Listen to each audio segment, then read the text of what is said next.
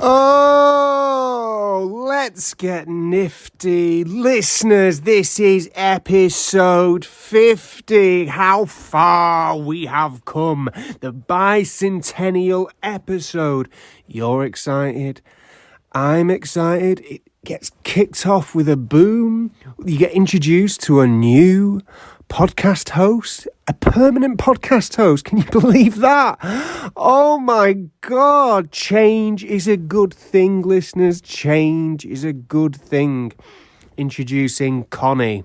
This is episode 50. I think you're going to love it. This is your weekly reminder. Please, listeners, if you've not done so already, leave us a review. Why not visit our Patreon if you'd like to support us further? Patreon.com/Pottervision. Go on there, have a snoop about. Maybe it's your thing. Maybe it's not. We're going on tour. For a full list of tour dates across the UK, you can go to Pottervision.com. Anyway, here's me yammering on. Here's episode 50. Episodio 50. Pottervision, Pottervision, Pottervision.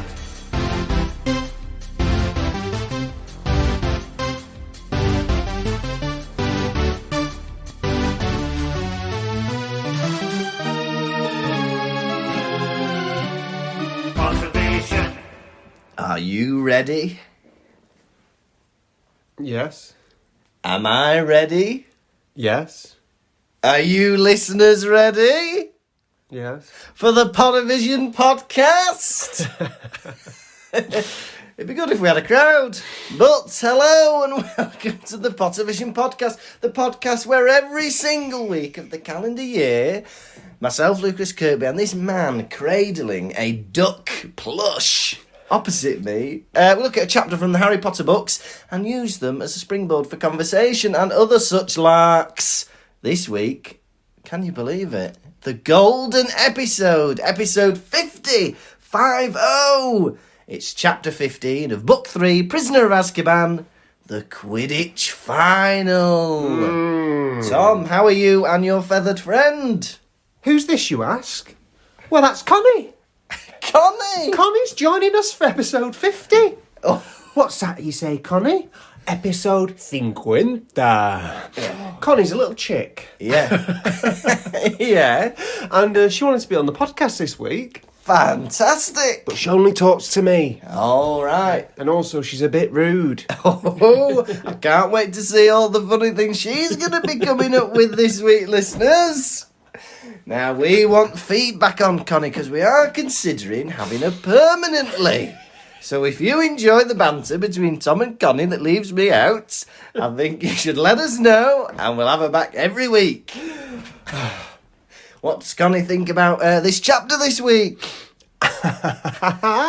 She thinks you're a silly Billy. Oh, she thinks I'm a silly Billy, listeners. I was reading the chapter with Connie. Yeah. And Connie started getting a bit bored. Because it's about Quidditch. Yeah. But there was a bit of violence, very violent chapter, wasn't it? Yeah, very violent. That kept her on board. She started giggling. She likes a bit of violence, does she, Connie? A little bit, yeah. Fantastic. Connie's not that well. No, what's up with her? Breathing problems. Oh, no. Because, I don't know if we've announced this on the pod, Yeah. but some mould has hit my house. Oh, no. And I think it might be due to poor ventilation and the fact that my house is cold, but mould has built up. Ladies and gentlemen, some of you have missed it, the mould stories, but it's not me this time, it's Tom. Tom's got mould. I got mould. Oh. And Connie's been breathing it in. Oh, dear. And I hear her in the night coughing and Yeah, sputtering. yeah. And I came in and she pretends she's not coughing, but she has been. Her poor lungs caked in spores. Yeah, oh dear. Well, let me say, if it's starting, you need to stamp it out as soon as possible. Where is the mould, if you don't mind me asking? I think it's just a ventilation thing. It's downstairs under the cupboard under the stairs. Oh, yeah. Yeah. Because it's dark, it's cold, And it's damp. it's damp. You need to get those windows open, keep that door open, and I'll bring you some of my stuff that kills it. But listeners, remember, you've got to spray it and leave it the first occasion. Because we fell foul of that. We sprayed it and scrubbed it, And we Yeah. spread all the pores around and it got worse. So spray it, leave it. Next day, spray it again. Then you scrub it. We also, me and thee, Yes. and our ladies to be. What Yes. does that mean? Oh, I don't know. Have you got an announcement? No. Our partners, respectively. Yes, yes. We went for a succulent Thai meal, didn't we? Oh, yes, succulent time meal. On Wednesday. Yes. And I did a little cheeky prank, didn't I? Oh, yeah, what was that? I allowed traffic to be really bad, so I was half an hour late. Oh, it was a good prank, listeners. We said we'll meet you at 6 o'clock. So me and Martine are falling for the prank. We turn up at 6 o'clock. So we're there, sat in the restaurant. Oh, it'd be funny if you were there. We were sat going, where the bloody hell are they? And then they turn half an hour late and they say, it was traffic. The destination is half an hour away from my home. Yeah, So I set off half an hour before we're due to meet. yeah. An hour later I arrive. Oof. Traffico. No, traffic. K Mallow. Yeah. But Connie was laughing when she heard. I bet she was. When Connie heard that you were sat hungry for half an hour, she couldn't stop laughing. Oh, And it was funny. she fell down the stairs and broke her little foot. But then you pranked yourself. Go on. So we got pranked, but then you pranked yourself because you ordered a meal purely based on the fact that it had Tom in the name. You looked at the menu, you thought, oh, Tom Yum. Yeah. I'm going to buy that. I Tom said to Yum. myself beforehand, listeners, I said, I'm not going to order a broth this time because I don't want a big watery broth sloshing around in my tum. Yeah, And what did I do? you bought a big sloshy broth. Ordered a broth. Because it was called Tom Yum. I was jealous of your meal. Oh, yeah. What did I can't remember what I had. Oh, yeah. It was steak in black bean sauce with ho fun noodles. But, listeners, I've got to be honest. If there was something on the menu called Lukas Yum, I'd have bought it. Yeah. I'd have bought And it. I don't want to bring this up on the podcast, but as a kind gesture, I paid for the meal, didn't I? Oh, he did, listeners. He did. He did. He very generously paid for the meal. And not only that, but he got myself and Martina a congratulations on our engagement card with £2 in it, £1 each. Mm-hmm. One new pound, one old pound. And then, so we've got that for the wedding. Now we just need something borrowed and something blue. And we'll have the set of 4. Yeah, Mum. Speaking of weddings, I went to a wedding last week. You didn't tell me about this. Oh, well, I'd like to say congratulations on the podcast to friend of the show, Libby Edwards, who got married to Stuart last Saturday. Congratulations, Libby and Stuart. Woohoo! They got married. They're currently on holiday. I think they've gone to Paris on honeymoon, and they're going to Porto as well. But the wedding was Bloody hell. lovely. Oh, it was on the seafront in Llandudno. Oh, yeah. They had a lady, Bronwen Lewis, was playing keyboard, singing songs in Welsh and English. Yeah. They had a wonderful saxophonist. The cake was lovely. Saxophonist. Oh, it was good. Listeners, I don't know about you guys, but that is the first time I've heard that in my life. Oh, yeah. I think if I'd have read that, I'd have said saxophonist. Saxophonist. Right in, listeners, if you're thick like me. How would you pronounce it? And do you know what they had for entertainment? Tell me. Shirley Bassey tribute act. Jesus. She was brilliant. She was doing Goldfinger, Diamonds Are Forever. The other ones aren't James Bond. It was bloody good. She was very good, this woman. It was a lovely wedding, and congratulations to the two of them. Congratulations to you both. From me, Lucas, Yeah. and Connie. Connie says congratulations as well. Connie the chick. She's a groovy chick. Tom, Yeah. are you and Connie ready for a chapter rundown? Run us down. So the letter is from Hagrid, and Buckbeak is sentenced to death. And Hagrid is so upset that he can't stop crying and he's all sad. And they're trying to cheer him up, but Malfoy and his cronies are laughing at him. So Hermione goes up to Malfoy and gives him a big slap across the chops. Oh, that is awful. Tom is currently flicking Connie's beak. And it just doesn't look right. There's nothing necessarily wrong with it, but the image of it is Slightly disturbing. Now, Hermione is under the stress and strain of doing all these subjects. She misses cheering sharks. She doesn't like it.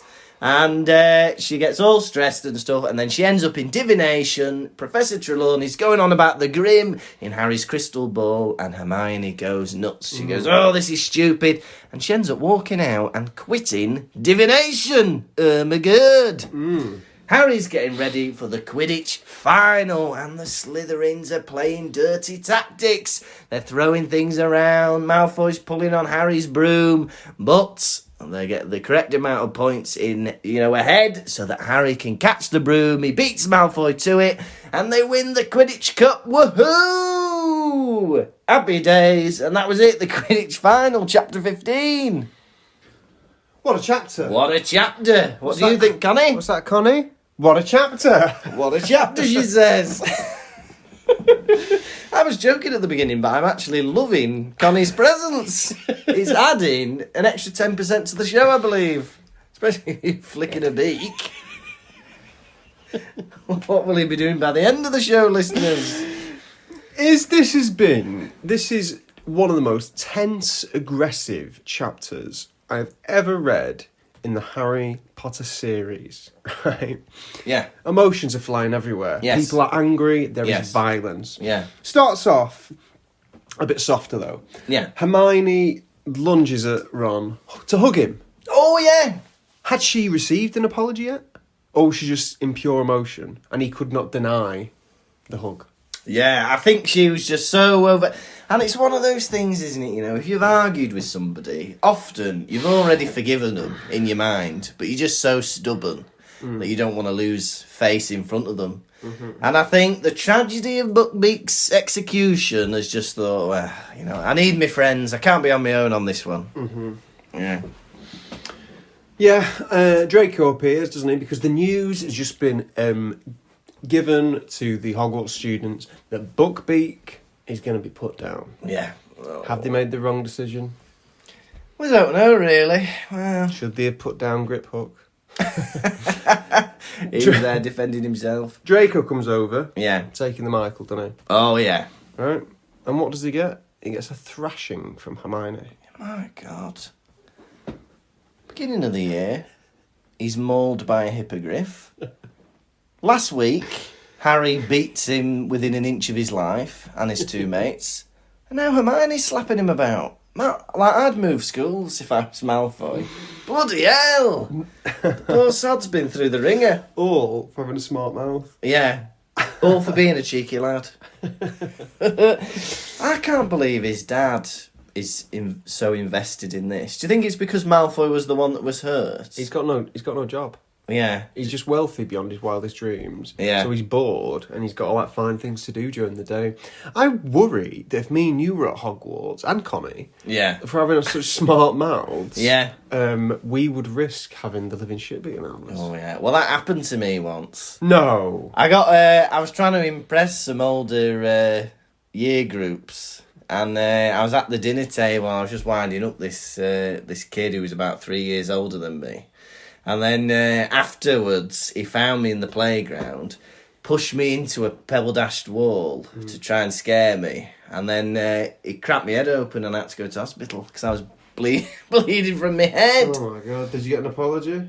We just made up the next day. Was it a handshake? Yeah, a little handshake on the bus, and I was like, sorry for, taking the piss. And he was Handshake like, on you what? on the bus.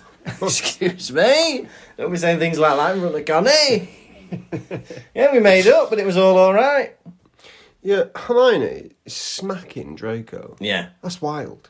It is wild. It seems to be completely out of the blue. But then she seems to be so... I think if you were exhausted and stressed and stuff, you say things you regret, don't you? She's taking it all out on Draco. Yeah, exactly. She's, burning the candle at both ends. Yeah. She's, she's wearing thin. Yeah. Now, Draco's taking the brunt of it. Yeah. She gets out a wand, right? She Yeah. smacks him, then she gets out a wand. What's the plan here? She gonna kill him? I was wondering that. Let it happen. What will she do to Draco Malfoy? Will she transfigure him? Will she torture him? She goes, so Draco says, Draco calls Hagrid pathetic, yeah? Yes. And then Hermione says, don't you dare call Hagrid pathetic, right? Then she smacks him or whatever. Yeah. Would I like to have a friend like Hermione in my corner? Like, say if someone's bad-mouthing me, I think I'd like you to smack him in the face. Well, I don't know. I think, like, you just ignore people, don't you? Like, you know, if someone was mean to me and then you went and punched them one. How about this, right? Yeah. You're at a stand-up comedy gig. I'm not there, right? Yeah. You're backstage. Yeah. And someone doesn't know we're mates, yeah? Yeah. And they start going, Tom Lawrenson. Yeah. Bad listener, isn't he? Yeah. You're going to give him a piece of your mind? Oh, that's true, though, isn't it, what they're saying?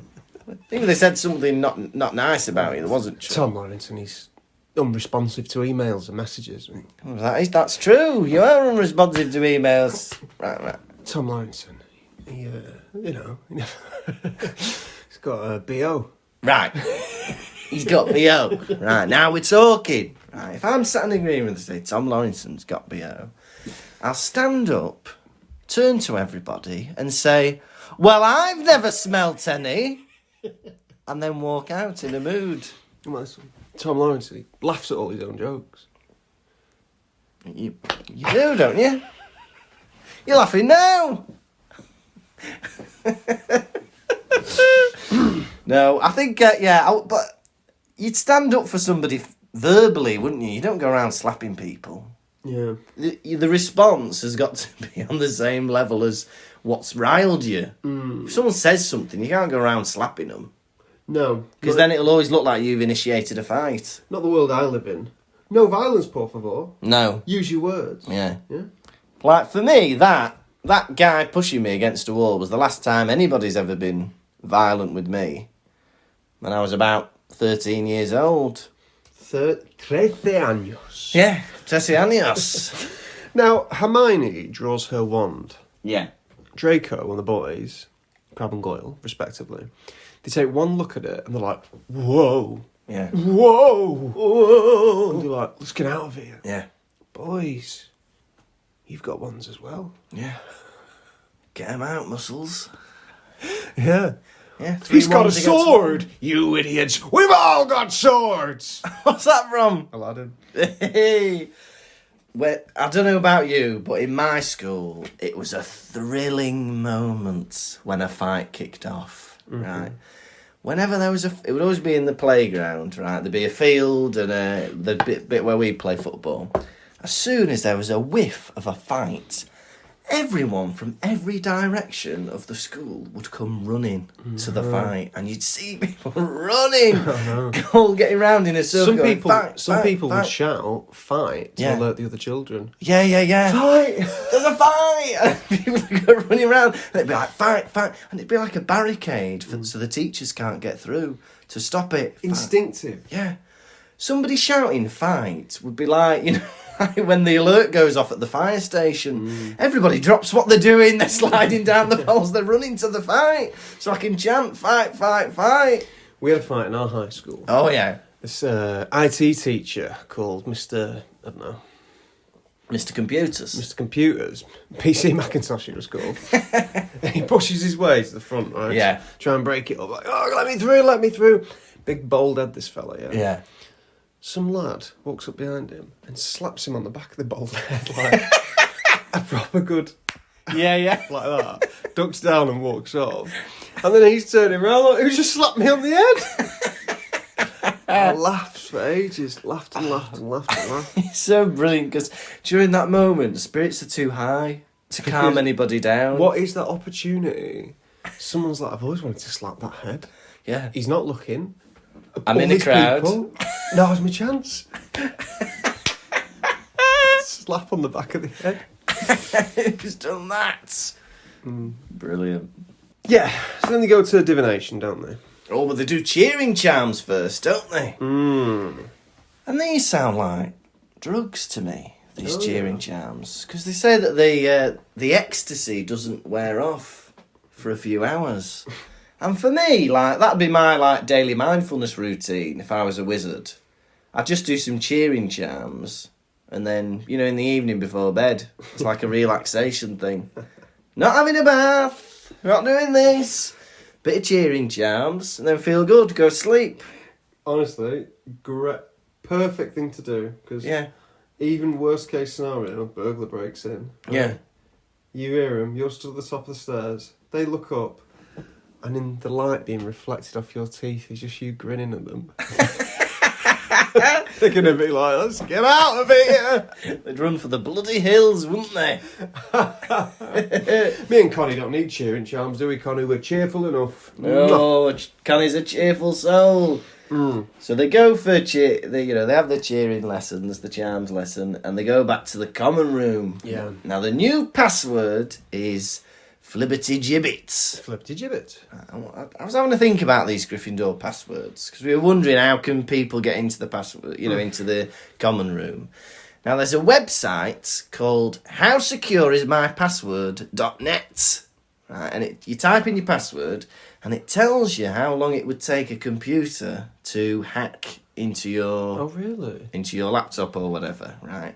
So, Flibbity Gibbet is a good one, good password, right? Because it would take a computer 100 years to hack it, to go through all the combinations. Listeners, change your password to Flibbity Gibbet. Yeah, if everyone does it, everyone will be safe. Yeah. Right? I've had a look at a couple of the old passwords. Right, what are they like? Caput Draconis, that'll take 1 year for the computer to figure it out. Right? Wattlebird would take the computer 58 minutes. And the worst password, Pig Snout, would take the computer 5 seconds to guess that password. Why? What is it about Flibbity Gibbet? I think it's just so many letters. I think it's because it's both of Flibbity and Gibbet is a made-up word. Yes, definitely. So they're all like different things. And just for people who are interested, Dumbledore's password of Sherbet Lemon would take 3 weeks for a computer to figure out. Beautiful. Yeah. Fun fact that I didn't know, you might know this because you watched the US versions of the films, is his password is not Sherbet Lemon in the American films because they don't know what they are. Yeah. It's Lemon Drop in the US version, that's his password. Fair enough. But this is what they need to do. To stop Sirius Black getting into the Gryffindor common room, they need to be adding a few more symbols, a few more numbers, and a few more capital letters to the passwords. Yeah. That's what they need to be doing. 2 security questions before you're allowed in. Capital F, Liberty, capital G, Ibbot, 69, 69, 69. Yeah. You type that in, then it'll ask you a couple of questions. What's Dumbledore's mother's maiden name?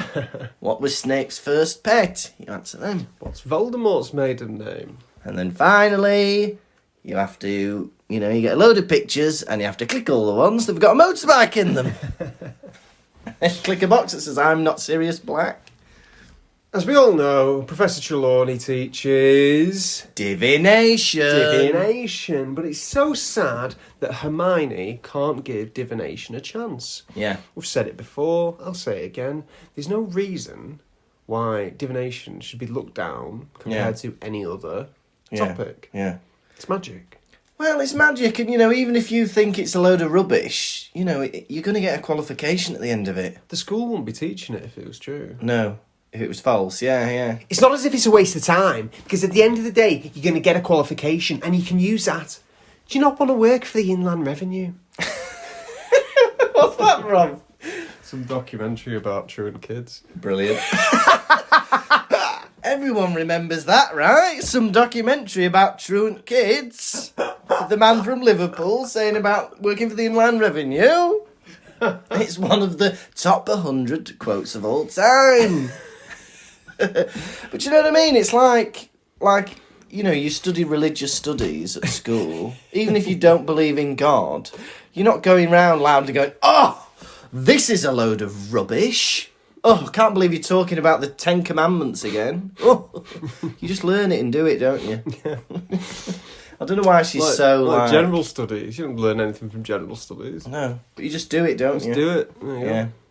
go. 80 UCAS points. Whoop-de-doo. Shut up, you boring bitch. Again, from that documentary, the one we all know and watch.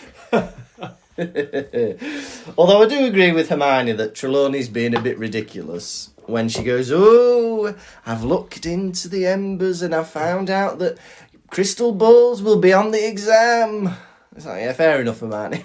Because she's going to be setting the exam herself, this woman. Mm-hmm. You know. And she set that prediction at the beginning of the school year where she was like, "Oh, one of you will leave permanently." And just so happens to be on the day that she starts having a go at Hermione. Yeah. Hermione storms off, and Yeah. then one of them twins goes, "Oh, Professor Trelawney, it's just like you said." And she starts grinning ear to ear that someone remembered. I think she's so happy that she didn't have to bring it up herself. Because she was going to. Yeah. It's like when you suggest to me, "Shall we go to McDonald's?" I go, "Oh, yes." I'm just glad I've not suggested it. Somebody, I didn't want to go to McDonald's. Tom suggested it. I was dragged there. When were you going to take off the McDonald's prize of your cup? Oh, I can do it now. So, listeners, at the time of listening, this is McDonald's Monopoly. Right? You can win big money, small money, apple pie, fruit bag, drink, fries, burger, McFlurry, sundae. Yeah. Hey, did I tell you I heard a bullshitting child when I was in McDonald's the other week? No, you did not tell me. So, this girl is on about the Monopoly prizes, right? Yeah. Now, either she's bullshitting or the kid she's on about is bullshitting. But she goes, "I've got a friend at school," right? And she goes, "They bought a McFlurry, took off the McDonald's sticker, and it had a free McFlurry on it. And they got that. And when they got the McFlurry, they pulled the sticker off, and then they got a Coke. And then they took the sticker off that, and then they got a cheeseburger. And then they took sticker off that, and then they got another McFlurry." Plausible. Not plausible, because you do not get a Monopoly sticker on a cheeseburger. Everybody knows they wrap the cheeseburgers up in paper, and they don't stick the Monopoly stickers on it. What if it was a Big Mac? She did not say it was a Big Mac. I would not call a Big Mac a cheeseburger. Is there cheese on it? Yes. Is there? Yeah, there is, isn't there? Right, shall we see what I've ended up with? Drum roll, please. Peel. Oh, can't peel it. Oh, this is embarrassing. I can't peel it off. It's gone all funny. Oh, that's the worst thing to ever happen on this podcast. It's destroyed, listeners. Oh, hang on. Can you save it? He saved it! He saved it! And we've earned bugger all. We've got Park Lane, Whitehall, and Will You Win Online? And let's see what I've won. A token for a sixth of a coffee. Hey, well, you've won a lot more than I did. Sixth of a coffee. Before Hermione kicks off, right, Professor Trelawney is going on about these crystal balls, right? Now, Ron is trying not to laugh, and it says Ron had to stuff his fist in his mouth to stop laughing. Done that before, hasn't he? What an image of seeing this lad with his whole... I couldn't even fit my fist in my mouth. You got a small mouth, though. Can you? No. I'm not going to try. I don't know why. You just try. Ron, for me, I could fit Connie's beak in my mouth. Oh, please don't. Now, Ron is on top comic form in this, right? He makes one remark. She goes, "Can you see anything yet? Can you see anything?" Mm-hmm. And Ron goes, "Yeah, I can see a burn mark on the table where someone's dropped the candle." Then later on, she goes, they're on about predicting in the bowl. And he's looking at the cloudy bowl and he goes, "Oh, I can see there'll be fog tomorrow." Mm-hmm. He's on top form, can I just say? For him? For relatively. If that was me, I'd say, "Rush me to hospital. My patter's shite." Yeah, that's an overnight stay waiting to happen, isn't it? I'd say, get a vet in and get the vet to put me down. Yeah. Because I've lost my sense of humour. Fair enough. Fair enough, listeners. Wash my mouth out with some fake dog poo. I found it funny. I can't believe how rude Hermione is in this chapter. Very rude. She's taken all the built-up angst that she's been given by Ron and Harry over the past several months out on anyone that comes across her. Yeah. I'm surprised she didn't slap Trelawney round the chops. But she's so rude, and to just announce that she's quitting divination after doing it for 6 months. Surely the teachers are like, well, you can't just drop out with no reason. Yeah, students don't get to decide that. Yeah. Imagine I'm in year 9. Right, that's it. No more history for me. No, you got your SATs coming up. No, I don't believe in it. Oh, you have to do it. This is school. But I've had a bit of a theory, right? You know, Hermione, as we know, has been using the time turner. You know, she's ageing a lot faster, like we said before, than the other students. And, you know, it's been a while now, hasn't it? And I'm thinking these mood swings, it's the menopause. It's the menopause. It's menopause.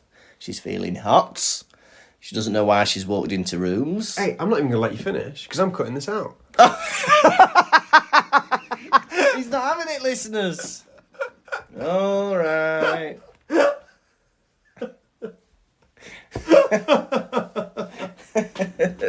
That's crass. What's in the menopause? Saying fucking 14-year-old's got menopause. You said she had double D tits. Months ago, I've aged. I've learnt since. All right. Hermione is clearly bitten off more than she can chew. Yes. Because she's struggling with all these extra lessons that she's got. Yeah. I know that's going to be revealed later on, but she's taking every subject on the curriculum, and it's all Dumbledore's fault. Yes. Because she's clearly struggling. Yeah. And there's no need for her to do extra lessons at all. No. And, like, there's no reason for her to be doing divination. Yeah. Because you choose what you take. Yeah. And if she thought it was daft, there's no reason to give her a time turner to take it. It's ridiculous because it's always going to make her tired and exhausted. Like, even the most capable, amazing students should only be allowed to take one extra subject than the rest of people. Like, imagine being at your school and you're like, oh, I want to take every GCSE, I want to do every GCSE. I'm like, well, obviously that's a crazy idea, but what we're going to do is we're going to open the school till 10 p.m. for you. And all the teachers will teach you all the subjects. It's not what you do. No. What you do is put them in the year above. Oh, yeah. Because they're clearly exceptional. Yeah. You don't... Gifted and talented. Yeah. Yeah. It is like... It's got to be a welfare issue because by the time she gets home to mum and dad at the end of the year, she's going to be so exhausted and burnt out from school. And she's got another, 4 or 5 years of this? You think, bloody hell, you're killing me child. This chapter, I said at the beginning, was tense. Yes. Everyone is tense. Quidditch is coming up, right? The final. Hermione with her exams. Seamus Finnegan was kicking off about something. Yeah. Everyone is being a little horror. Yes. Everyone's being a little horror. Hermione, Seamus, Oliver Wood, and it's all the Professor's fault. Yeah. Everything that they have done has led to the mood right now. Hermione with, like, you know, her extra lessons, being exhausted. Is it something about the exams that are going to be a bit soon or something? Why was Seamus kicking off? Well, just the fact that they've got so much homework over the Easter holidays. Yeah. Yeah. That's the teachers again. Yeah. And, like, the danger inside Hogwarts because a killer's on the loose. And the teachers have done the bare minimum to protect the students from this alleged killer. It's very poor, isn't it? You know, Ron is also working very hard on Hagrid's appeal. Right. But he's doing all this research, Ron. He's looking through these books.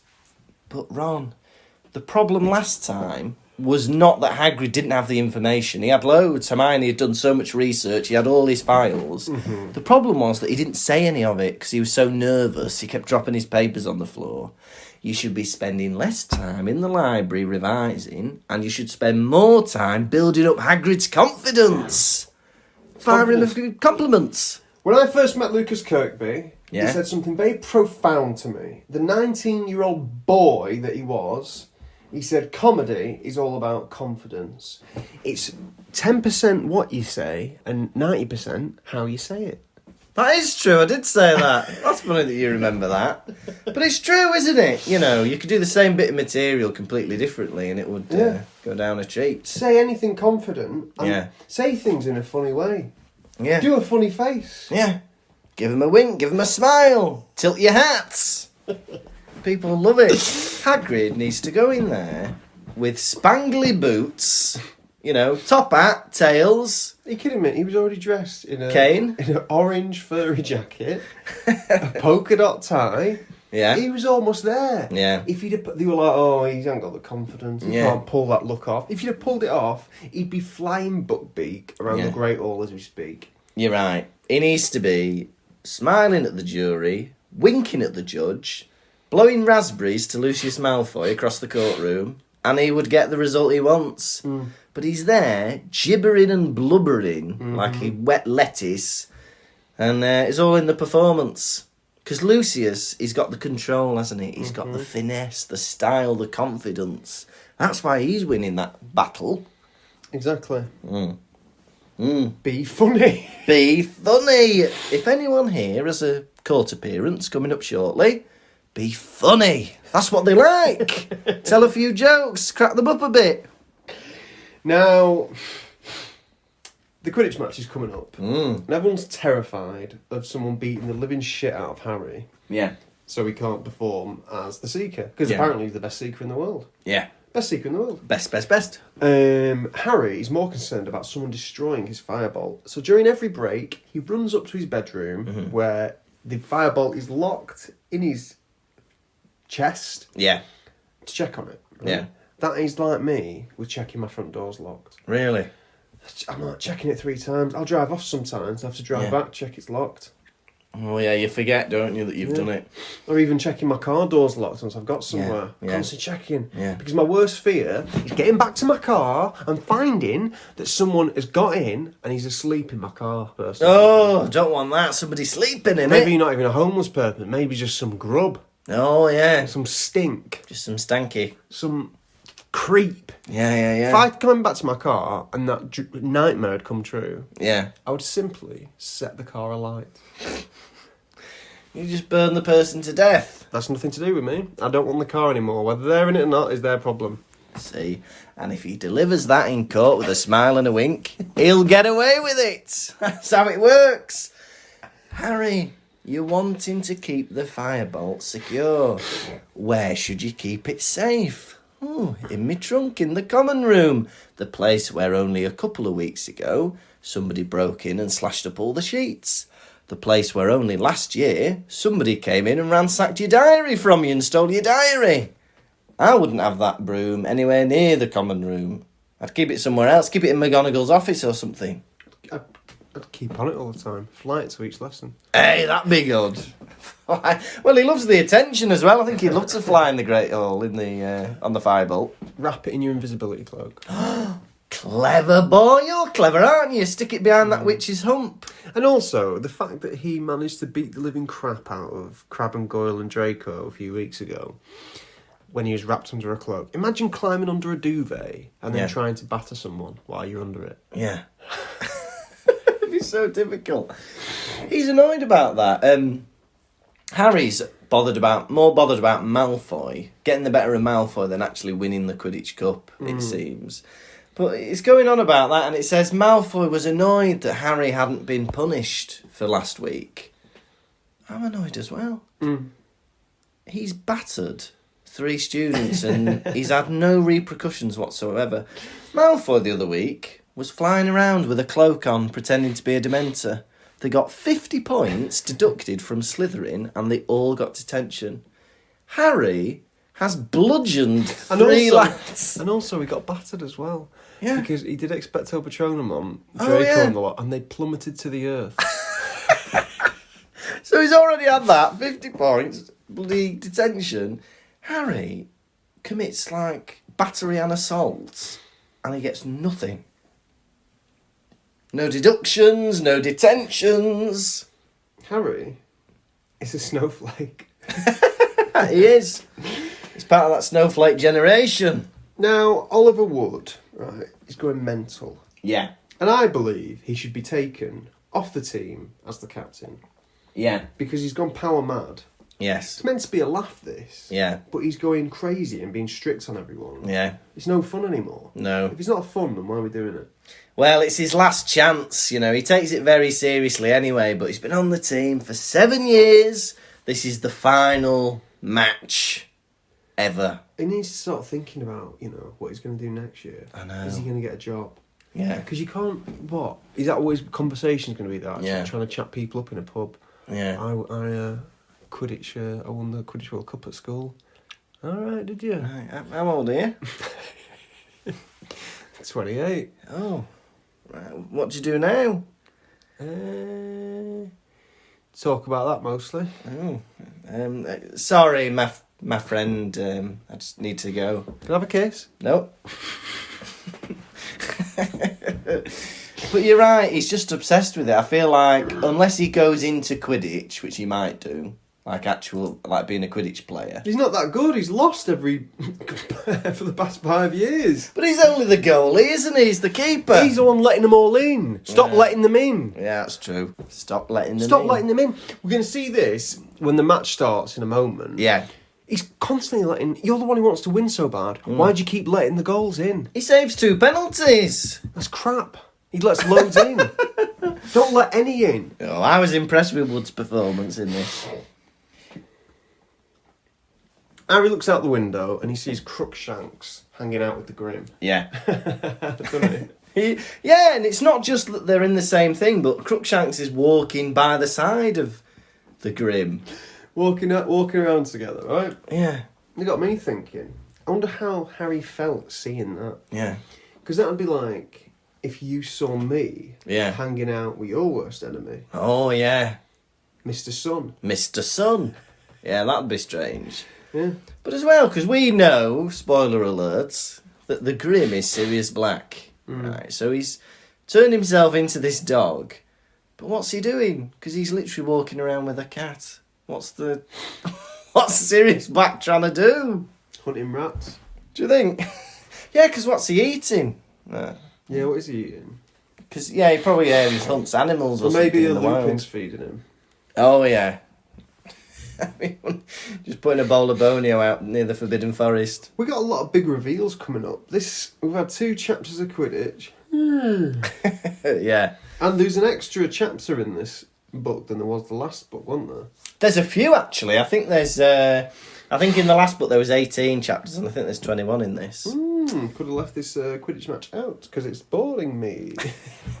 Well, honestly, there's been that much of a build-up to this Quidditch final and all the bloody Quidditch matches. You know, I was surprised we didn't have bloody Gary Lineker talking to 3 pundits and having like a highlight reel of the previous games. Gary Lineker, Sultan Lineker. That's it, innit? Now, morning of the Quidditch match. Yeah. Harry feels like he ate something extremely wriggly for breakfast. Chewing gum? Surely not. No. Worm.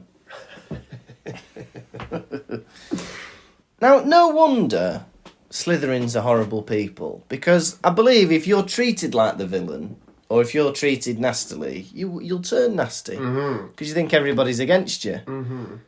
The Hufflepuffs and the Ravenclaws are all cheering Gryffindor and booing the Slytherins.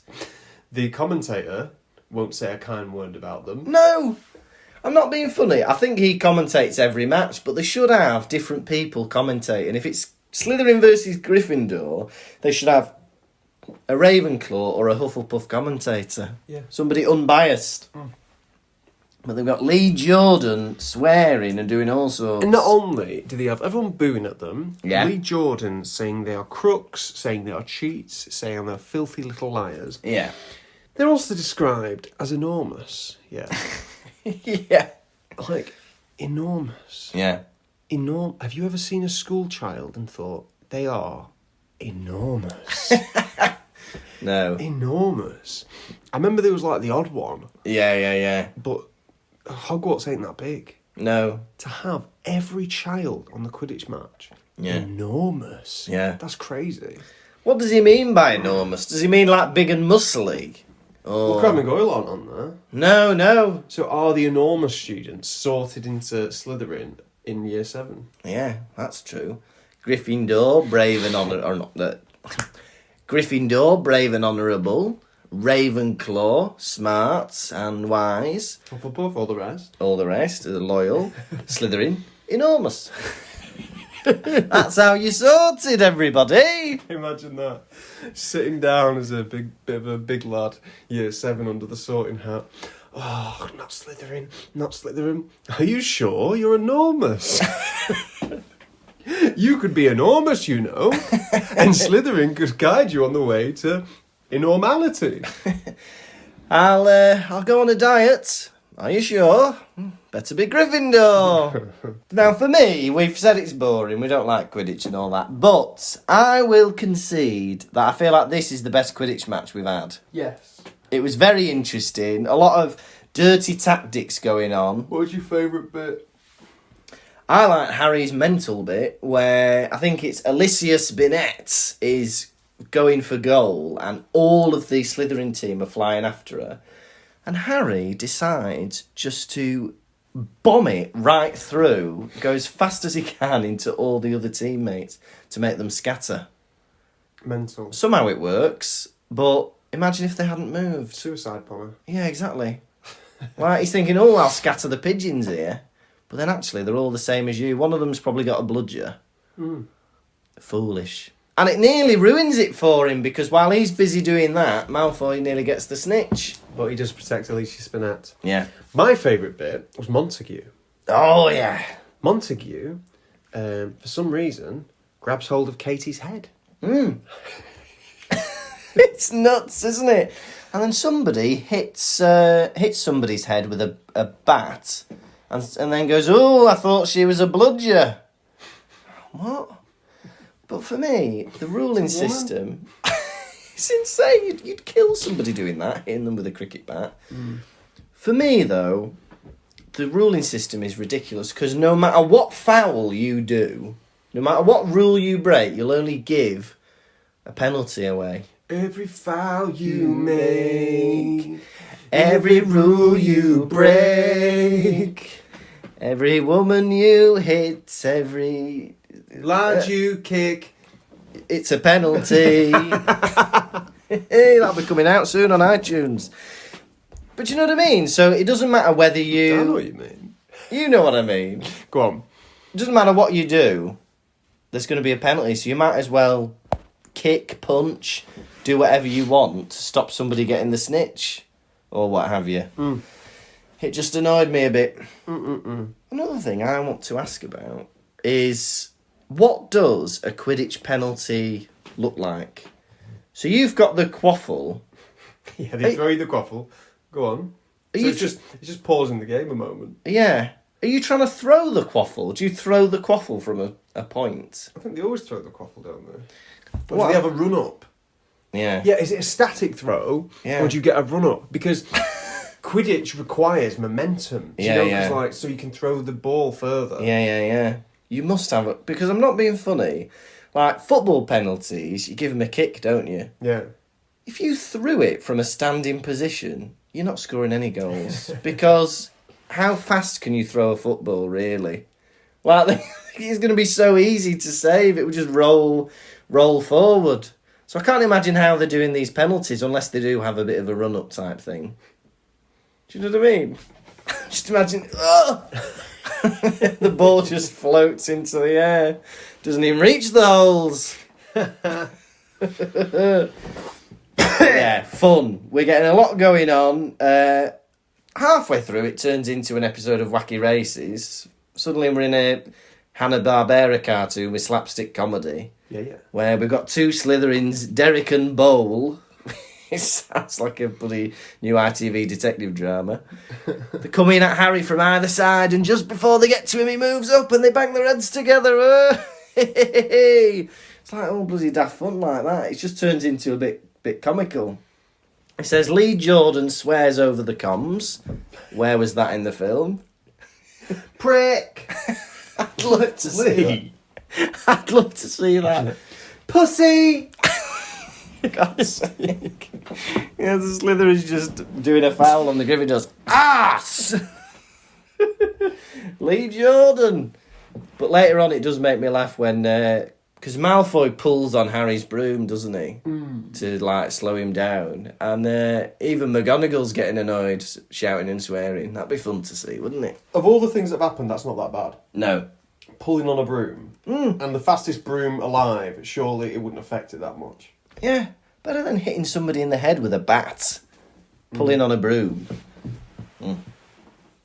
But yeah, for me, best Quidditch match so far, and what a moment for Harry. What a moment. He's got his new best memory for his Patronus, winning the Quidditch Cup. First time in 8 years, or however long it is.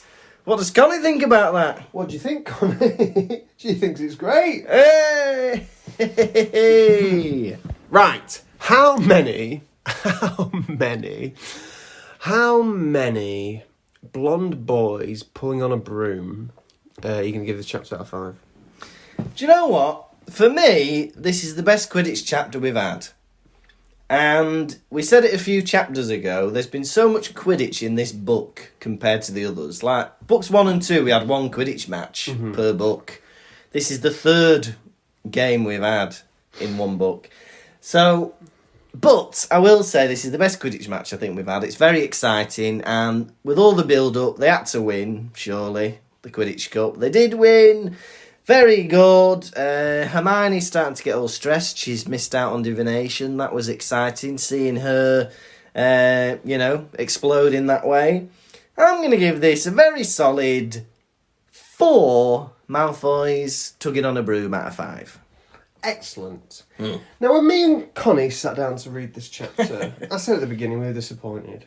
But then, the violence, the emotion, the anger, and it really stirred something in us. We got quite excited. And as the chapter went on, things got worse. Things got more brutal. It got disgusting from the beginning to start. And for that reason, me and Connie are going to give it... What's that, Connie? You want to give it 5 blonde boys pulling on a broom out of 5? All right then, Connie, that's what we'll do. Oh, a lovely vote from Connie! Now, are you ready for this week's segment? Quiz. Quiz, quizzicky, quiz, quizzicky, quiz, quiz, quiz, quiz. Gonna ask you some questions, how well will you do? Quiz, quizzicky, quiz, quizzicky, quiz, quiz, quiz, quiz. Gonna ask you about Harry Potter, Lukas, how well will you do? I'll blow you a kiss. Question 1. What kind of charms were they experimenting with in divination? In charms, you mean? In charms. They're cheering charms. Correct. Question 2. What was this week's password? Flibbity gibbets. Question 3. What book did Hermione use as a pillow? Oh, arithmancy book. Correct. What colour was Snape's robes for the match? Ooh, oh, well, I'm pretty sure it was green, but you want something more specific, don't you? No, it was green. Oh, green, okay. Okay. And who won the Quidditch match? Gryffindor! Well, what's the prize? The prize this week is... You get to hold Connie for a moment. Oh, I've been wanting to do this all day. Listen, hey, hang on, that was a quick moment. I'd barely had her in my hands, then she was taken from me. Oh, I feel hard done by that. If I win next week's quiz, can I have, 5 seconds at least? I'll give you a longer hold, yeah. All right, a longer hold next week. Hey, quiz, quizzicky, quiz, quizzicky, quiz, quiz, quiz, quiz. Gonna ask you some questions, how well will you do? Quiz, quizzicky, quiz, quizzicky, quiz, quiz, quiz, quiz. Gonna ask you about Harry Potter, Lukas, how well will you do? I'll blow you a kiss. Pottervision. The time has come for the nation's silver medal segment. It's Hedwig's droppings. We're not alluding to owl poo. We're not alluding to ploppings. We mean the messages you send in when we allude to Hedwig's droppings. What's in a beak this week? Well, we've got a couple of lovely reviews. The first one is from Red Morning Light 2012. Red morning lights. Red sky in the morning. Shepherd's warning. They say, love this podcast. My boyfriend and I have had it on non-stop on a road trip around Ireland. Hilarious. Can't believe it's not more popular. Red Morning Light 2012. Neither can we. Tell your friends. Yeah, tell your friends when you're going around Ireland. Tell everyone in Ireland. Yeah, we're going to be performing there, actually. We'll have them all as new listeners. Fantastic. They say also, can't believe the number of references to Pepper Army, Austin Powers, the cricket from Men in Black, and Timber. I don't know what Timber is. What's that? Do you know what that is? If you don't know, you don't know. If you don't know, you don't know. I'm in the dark, listeners, but thank you very much. Red Morning Light 2012. We've also had a lovely review from PomGirl44. Now, PomGirl says, love, love, love this podcast. I'm late to the game, so I get to binge on the episodes back to back. It cheers me up so much, and I'm also from Manchester. And she says, one of my favourite bits is when Tom interrupts Luke on the rundown. So, first of all, it's Lukas, but I get called Luke by most of my family. Oh, yeah. All of my dad's side call me Luke. I'd consider that rude in a way. Would you? Your name is Lukas. It is. Lukas. James. Yes. Kirkby. Exactly, correct. 10 out of 10. 10 out of 10. So, your middle name's James? My middle name's James, yes. Always is. Most popular middle name, that? Yeah. In my opinion. I think you're right. Yeah, because I think it's a bit too boring to be a first name. I can't believe... Hang on. You don't... Other than your sister who's gone away... Yeah. No immediate Welsh names in your family, eh? No, well, my dad's English, and... God, yeah. My granddad on my mother's side was also English. He was from Liverpool, but he was an evacuee. From Liverpool. Oh. And he evacuated to North Wales when he was about 5 years old. Oh. But my mother's mother has a very Welsh name. Yeah, let's hear it. She was called Olwen. Oh. Olwen, yeah, lovely name. Was part of a Welsh myth. Olwen was a woman who was made entirely out of flowers.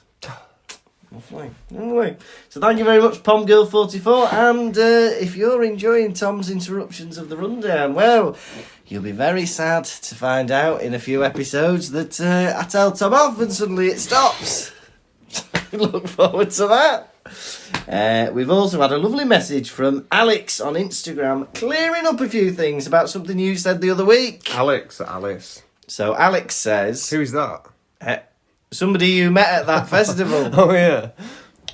She says, hello, Tiny Timbo and Little Luke. I am one of the young'uns, aged 25, who met Tom at the festival and would first like to confirm that we would never slander Lukas, and we do, in fact, sing the Mole song in our free time. Oh, that's not how I remember it, Alex. She says, anyways, I was just wondering, which Hogwarts students or teachers do you think would be Android users? I think Luna stinks of those weird emojis they have. Yeah. So who do you reckon? Snape. Yeah. Ron Weasley. Yeah. Ron Wood. No, all the Weasleys. Yeah, they've just had some, family deal, haven't they? They've got some Alcatel smartphone. Yeah. I hate this snobbery. You can see it in his eyes. Who else would be on Harry Android? would have, iPhone Pro. Yeah. iPhone 13 Pro, Max Edition. I feel like Dumbledore wouldn't even have a phone, because I think he's so hipster. He'd have one of them phones that's got, massive buttons on it. For the elderly. I feel like most of the teachers would just have an iPad. They use Facebook Messenger on. Yeah. And she also asks, who has the biggest social media influencer potential? Cedric Diggory. Oh, yeah, he's popular, isn't he, Cedric Diggory? And Cho Chang. Cho Chang, yeah. It's got to be them, hasn't it? They're gorgeous. Yeah. They're sexy. Yeah. They're teenagers. They're teenagers. I feel like all of those girls at Beauxbatons are going to have an Instagram account, and they're going to get paid by companies to influence fashion choices. God, yeah. 100%. Oh. And then finally she says, thanks for blessing my earballs every Monday, and we, the Pottervisions, a group chat they've got, we'll see you in Chorley. We're looking forward to that, Chorley. That'll be next. Pottervish Huns. Oh, Pottervish Huns. That's funny. I only just get that now. But yeah, we'll be in Chorley next, is it next Wednesday? Yep. Oh, dear. Maybe it's Thursday, it's the 30th. The 30th. Better get ready for that. Hey, Charlie, you're so fine, you blow my mind. Hey, Charlie. Hey, Charlie. with special guest support. David Stanier. Uh-oh, here we go. Whoa, whoa, whoa. We're very excited about all this. We've had another email from Georgia who says, have you ever been to the Warner Brothers Harry Potter studio tour, or would you like to go? May I answer this? Yes. No and no. No, I'd love to go. She says, my partner and I are going next month and I cannot wait. I'm so excited. Well, let us know how it goes. We might actually, because we're going to be in London, aren't we, for our tour? Are we? Yes, in February. So why don't we go check out the tour? He's not agreeing, but I'll keep pushing him till February. We've got another message from Lewis Shaw on the website. Very interesting. Yeah, he says, hi, Pottervision boys. Could you remind me next week when we record our episode that after we record, I need to pick up my grandma from the airport? Yes, we can. We can, friend of the show, Lewis Shaw. Hedwig's droppings. Pottervision. This has been the Pottervision podcast. Thank you so much to everybody for listening, and thank you to our special guest, Connie. As always, please get in touch, pottervisioncomedy@gmail.com, or we're on social media, Facebook, Twitter, and Instagram. Guys, we're going on tour. There's only a week and a half left. We're in Chorley on the 30th of September. And then we're next in Hull, I believe, on the 14th of October. And then Peterborough on the 15th of October.